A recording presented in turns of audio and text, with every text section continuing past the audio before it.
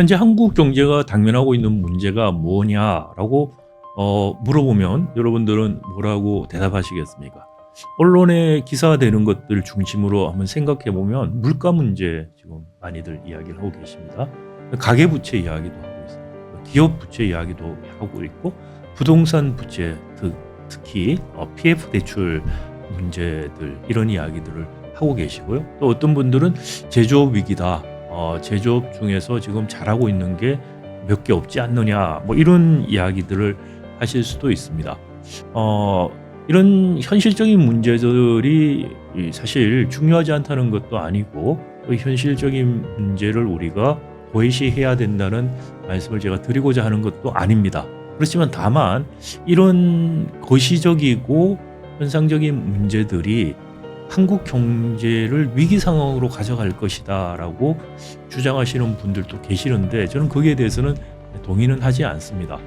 이 현실적이고 거시적인 문제, 단기적인 문제들인데 사실 여기에 대해서 정부가 잘 대응하고 있느냐? 잘 대응하지 못하고 있다고 저는 생각합니다. 그럼에도 불구하고 위기를 불러올 정도의 대응이냐? 그건 또 아니다라는 생각이죠. 한국 제조업이 위기에 들어갔다는 것은 사실 한 2011년쯤부터 많은 지표들에 의해서 확인이 됩니다. 제조업의 성장률, 이익률, 수익률 뭐 이런 것들을 쭉 살펴보면은 2011년을 기점으로 해서 굉장히 빠른 속도로 떨어지기 시작합니다.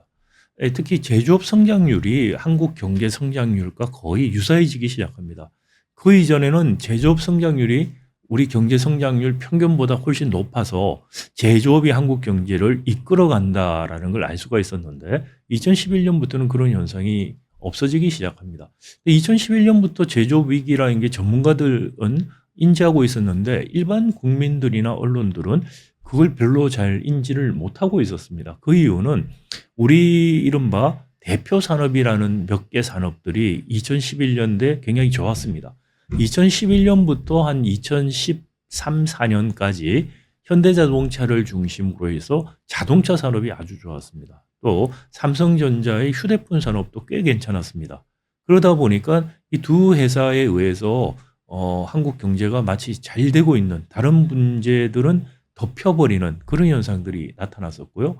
2010년대 중반 한 15년 17, 16년 이때부터는 이른바 반도체 특수가 왔습니다. 반도체 특수 때문에 사실 다른 부분들 어려움이 다 덮였고 또 한국 경제 그럭저럭 가는 것 같이 보였던 것입니다. 최근에 이제 제조업 위기 이야기를 더 많이 하는 것은 이 좋았던 자동차라든지 반도체 부분들도 상당히 지금 어려워지기 시작하기 때문에 이면에 있었던 문제들을 보기 시작한 것이죠. 자, 그러면 2011년부터 제조업 위기가 시작되었다. 왜 그럴까라는 이야기를 해볼 수가 있는데요. 사실 2000년대부터 한국 경제는 혁신 경제로 이행을 했었어야 되는데 혁신 경제로 이행을 못하고 있었습니다. 그럼에도 불구하고 2000년대 한국 경제가 굉장히 좋았습니다. 그 이유는 두 가지인데 하나는 중국 특수, 다른 하나는 ICT 특수입니다. 중국 특수 때문에 굉장히 한국이 중국에 많은 것들을 팔았죠.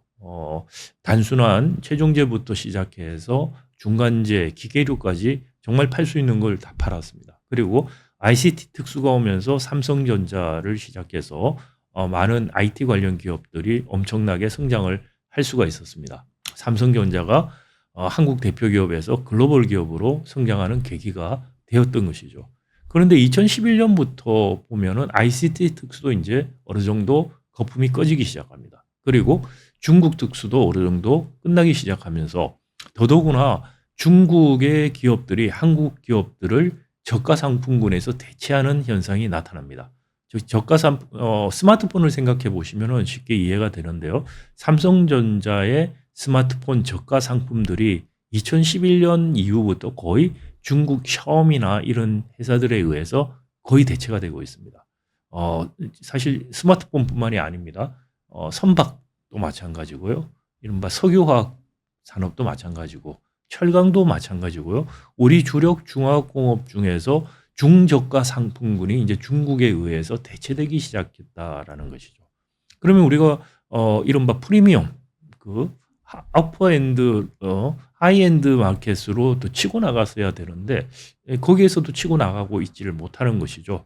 스마트폰 다시 돌아와서 생각해 보시면은 애플과의 경쟁에서 삼성전자가 계속 밀리고 있습니다.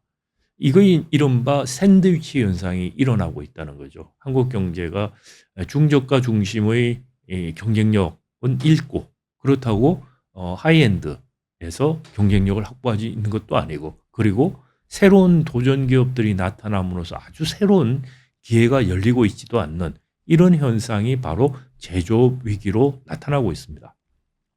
이 제조업 위기가 경제 성장률을 낮추는 가장 근본적인 원인인데 이것이 이제 점진적으로 가다가 만약에 이제 제조업들이 도산이 일어나기 시작한다면 경제 위기가 올 수 있다는 것이죠.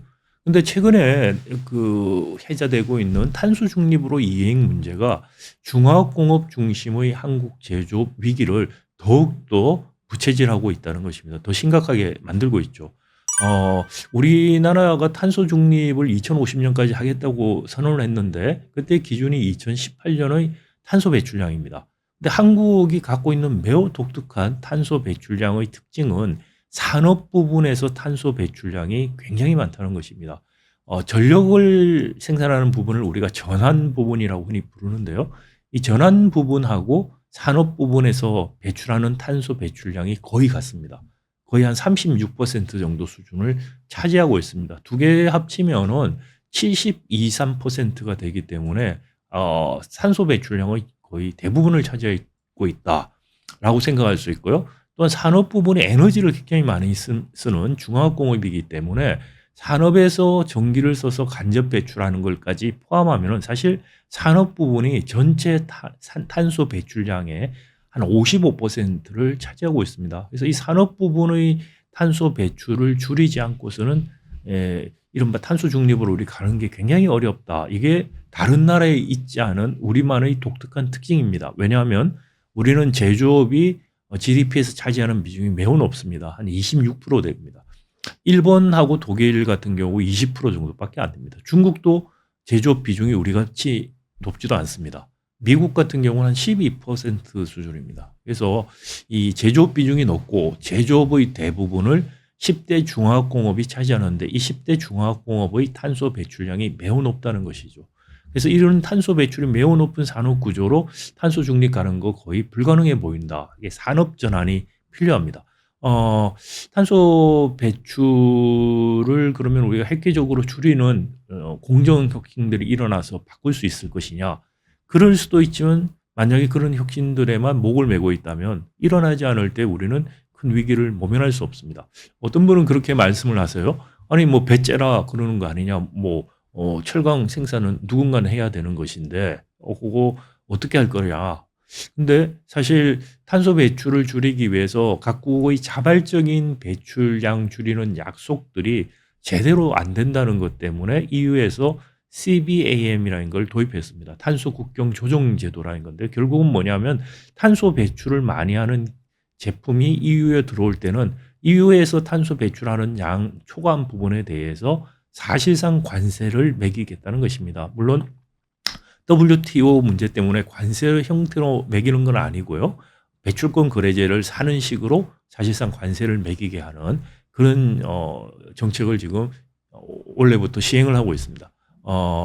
본격적인 지금 시범 사업이고 2, 3년에 있으면 본격적인 시행이 될 것이고 앞으로 이런 CBMA 같은 그런 체계 즉 관세를 통해서 강제하는 그리고 관세를 통해서 탄소 배출을 많이 할 때 가격 경쟁력을 상실하게 만드는 그런 국제적인 기구나 협약들이 맺어질 가능성이 매우 큽니다. 2023년 일본에서 열렸던 G7 회의에서 윤석열 대통령이 클라이밋 클럽이라는데 기후 클럽에 우리도 가입하겠다는 이야기를 했습니다. 그게 뭐냐면 사실은 이 기후 클럽에 가입을 하게 되면은 탄소세라는 것을 부과하게 됩니다. 즉 탄소 1kg을 1톤을 생산할 때 얼마만큼의 세금을 일률적으로 부과를 해서 탄소 배출을 적극적으로 줄이는 것입니다. 그 클럽에 가입을 안 하는 나라들은 어떻게 되느냐? 클럽에 가입된 나라에 수출할 때 그 이상의 관세를 매기게 되는 것입니다. 그래서 강제적으로 탄소 배출을 많이 하는 산업들이 도태되도록 하는 그런 국제적인 협약과 기구들이 향후에 생길 가능성이 매우 크다는 것입니다. 따라서 탄소 안 줄이고 있으면 어쩔 거냐라고 생각하시는 것은 매우 위험하고 무책임한 생각이라는 거 말씀을 드리고 싶고요. 또 여기에 나아가서 국제적인 글로벌 기업들이 아리백이라는 것을 지금 하겠다고 선언을 하고 있습니다. 이건 협약이나 정부에 의해서가 아니고 글로벌 그 리딩 기업들이 자발적으로 선언을 해서 실천을 하고 있는 것입니다. 아리백은 재생에너지 100%를 사용한다는 의미인데 재생에너지 100%를 사용한다는 것이 어떤 의미냐 구체적으로 살펴보면은 탄소 배출의 범위를 우리가 세 가지로 나누는데요. 스코프 1, 2, 3 이렇게 나눕니다. 스코프 1이라는 것은 자기의 생산이나 경영 활동에서 배출되는 탄소 배출량입니다. 공장을 가동해서 탄소가 나온다라든지 차량이 전기차가 아닌 걸 사용해서 탄소를 배출한다라든지 이런 것들이 스코프 1에 해당합니다. 스코프 2는 재생에너지가 아닌 전원을 사용해서 간접적으로 탄소를 배출하는 걸 스코프 2라고 합니다. 그래서 아리백을 한다는 말은 스코프 1, 2를 100% 탄소를 쓰지 않는 식으로 하겠다는 선언입니다. 그런데 글로벌 기업들이 한 걸음 더 가서 지금 스코프 3라고 하는 즉 부품 소재를 생산하는 기업이나 또는 자기가 판 물건을 활용해서 생산하는 기업 또 최종적으로 물건을 폐기하는 전 과정에 걸쳐서 탄소 중립을 하겠다. 즉 아리백을 재생에너지를 100% 쓰겠다라는 것이 스코프 3인데 지금 중요한 IT 기업들, 자동차 회사들, 우리가 주력 산업인 이런 부분에서 글로벌 리더들이 스코프 3까지 아리백을 하겠다라는 계획을 발표하고 있습니다. 그래서 삼성전자나 하이닉스가 반도체를 만들어서 납품을 하려고 하면 예를 들어서 애플에게 납품을 한다라든지 또는 델 테크놀로직스라는 서버를 만드는 회사에 납품을 한다고 할 때 아리백으로 생산을 한 것만 받겠다는 식으로 앞으로 나가겠다는 것입니다. 애플 같은 경우 이미 2030년까지 하겠다는 계획을 세웠고요. 델 테크놀로직스 같은 경우엔 50%는 아리백을 하겠다라는 계획입니다. 따라서 우리 기업들이 반도체를 만드는 기업들이라든지 전기차 배터리를 만드는 기업이라든지 또는 자동차 부품을 만드는 기업들이 아리백을 충족시키지 못하면 아예 수출을 할 수 없는 그런 상황에 내몰릴 수가 있습니다.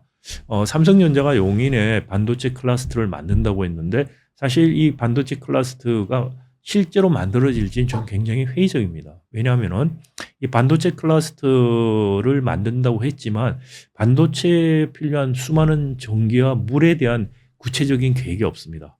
예, 아시다시피 밀양 송전탑 건설 반대 시기 이후에 우리나라에 큰 송전탑이 만들어지지를 못하고 있습니다. 지금 윤석열 정부가 말한 것처럼 동해에 원전을 지어서 거기에서 송전해서 용인의 반도체 클러스터에 전기를 보내겠다. 근데 송전탑을 건설할 수가 없습니다. 그래서 대안으로 나오는 게 터널을 해서 땅으로 보낸다는 건데 비용이 너무 많이 듭니다. 굉장히 현실성이 없는 이야기고요. 더욱더 중요한 것은 그렇게 원전을 사용을 하든지 다른 재생에너지 아닌 전원 이른바 LNG 발전을 한다라든지 이런 걸 해서 반도체를 만들어도 아리백 때문에 수출을 할 수가 없게 됩니다. 저는 삼성전자가 앞으로 새로운 공장은 미국에 지을 가능성이 굉장히 크다고 생각합니다. 이미 텍사스에 공장 하나 가동 중이고 하나 짓고 있습니다. 그리고 한 10개 정도를 더 짓겠다고 의향서를 제출하는 상태입니다. 삼성전자는 미국이나 중국이나 유럽, 일본 공장에서는 재생에너지 100%로 이미 생산하고 있습니다. 한국에서만 안 하고 있습니다. 한국에서는 재생에너지 사용하는 비율이 3%에 불과합니다. 전 세계적으로 삼성전자가 반도체 생산할 때 20%의 전원을 재생에너지를 씁니다. 그런데 한국은 4%에 불과합니다. 용인 클러스터는 재생에너지를 공급할 수 있는 계획도 없고 그럴 수 있는 용량도 없습니다. 그럼 삼성전자 무슨 생각을 하고 있을 것인가라는 건데요. 제 생각으로는 한국에 있는 공장은 이른바 더리 인더스트리, 이른바 재생에너지도 쓰지 않고 이런 탄소 배출도 많은 이런 산업은 어떻게 보면 원가를 전략을 할 수 있는 최적의 방법입니다. 지금까지는. 그래서 이것을 통해서 오래된 반도체 원가를 계속해서 낮게 생산을 하고 새로 하이테크라고 할거나 새 최신 모형은 외국 특히 미국에서 생산할 생각을 하고 있는 게 아닐까라는 생각입니다. 제조업 위기와 이 아리백을 만족하기 위해서 국내 기업들이 해외로 특히 미국으로 공장을 이전해 가기 시작한다면 우리나라 특히 동남권은 이른바 러스트 벨트가 될 가능성이 큽니다. 미국에서 70년대 철강 자동차 산업이 쇠락하면서 러스트 벨트가 일어난 그런 러스트 벨트가 일어날 가능성이 매우 큽니다. 부동산이 지금 PF 대출 문제, 이자율 문제 이런 것 때문에 단기적으로 가격이 어떻게 될 것인가에 대해서 관심들이 많습니다. 단기적인 건 사실 예측하기 상당히 쉽지는 않습니다. 그런데 중요한 것은 부동산 집이라는 것은 장기적인 투자입니다. 장기적으로 10년, 20년 이후에도 한국 경제가 안정적이어야만 자산 가치가 유지가 될 수 있습니다. 사실 내 자산, 특히 부동산에 관심이 많으시면은 장기적인 한국 경제 문제에 관심을 가져야 됩니다. 만약에 동남권부터 해서 한국 산업들이 러스트 벨트가 된다면은 사실 전국적인 부동산 가격은 폭락되는 사태를 막을 수가 없습니다. PF 대출 문제 때문에 부동산 시장의 폭락과 큰 위기가 오는 것이 아니고 기본적으로 러스트 벨트화가 그런 위기를 가져올 것입니다.